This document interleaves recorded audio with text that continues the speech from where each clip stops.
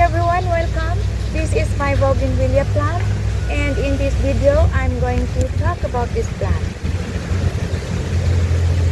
And this Bougainvillea is a popular evergreen tropical ornamental plant that is commonly used in landscaping. And these plants produce bracts that looks like petals. And these colorful parts are not actually petals but modified leaves called bracts.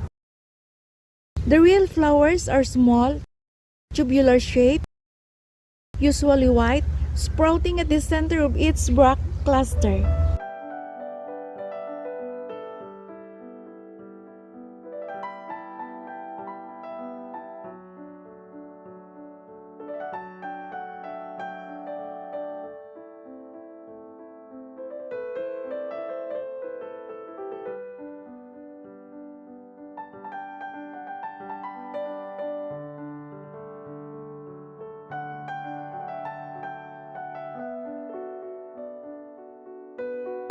Bougainvillea can be easily propagated by stem cuttings,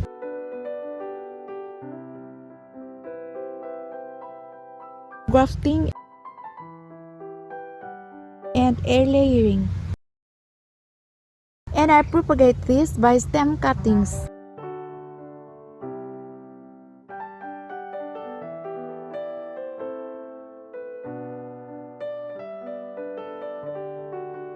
You can take about 6 inches of cuttings with about 5 to 6 nodes in its cutting.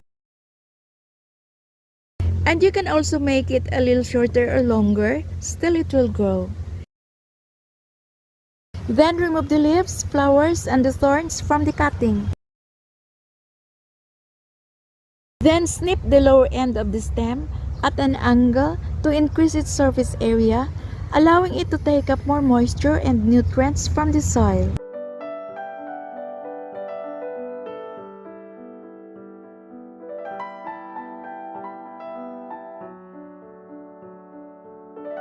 The soil must be loose and well draining,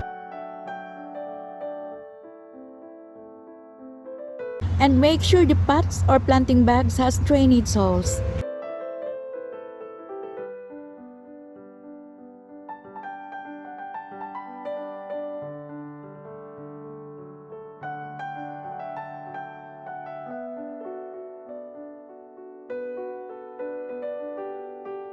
You may stick many cuttings in a pot because some cuttings may die naturally.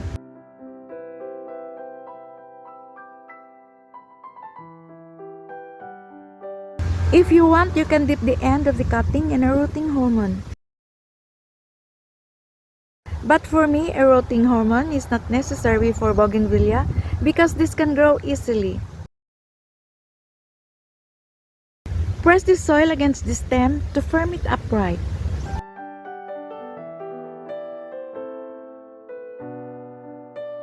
Water after planting and allow to drain a little.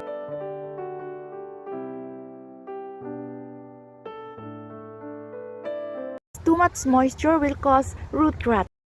Then place it in a shady location with bright and direct light. You may also cover the pot with plastic bag and place it in bright but indirect light until the new leaf comes out.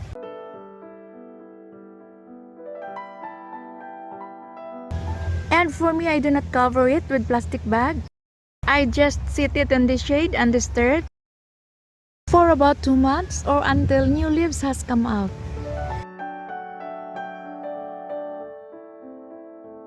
The cuttings usually will root about 4 to 6 weeks.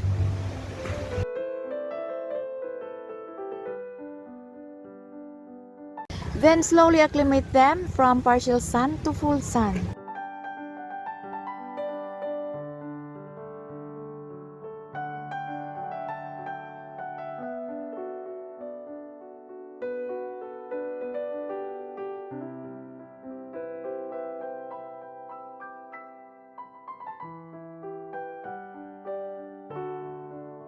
When it comes to watering bougainvillea plant, water after transplanting and when the soil has dried out.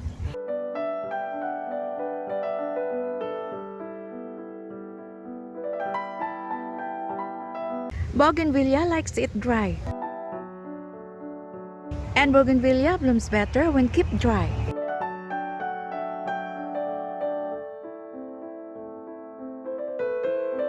Bougainvillea grown in containers can be forced to bloom by not watering for a few weeks.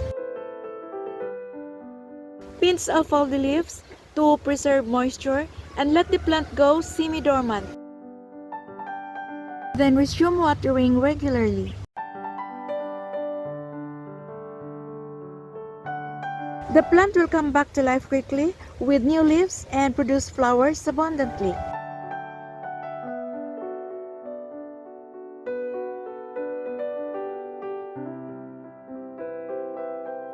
Bougainvillea needs lots of sun to produce more blooms, and it will not bloom in shade. When it gets more sun, the more it gives blooms. The plant needs at least 6 hours of direct sun per day to flower best.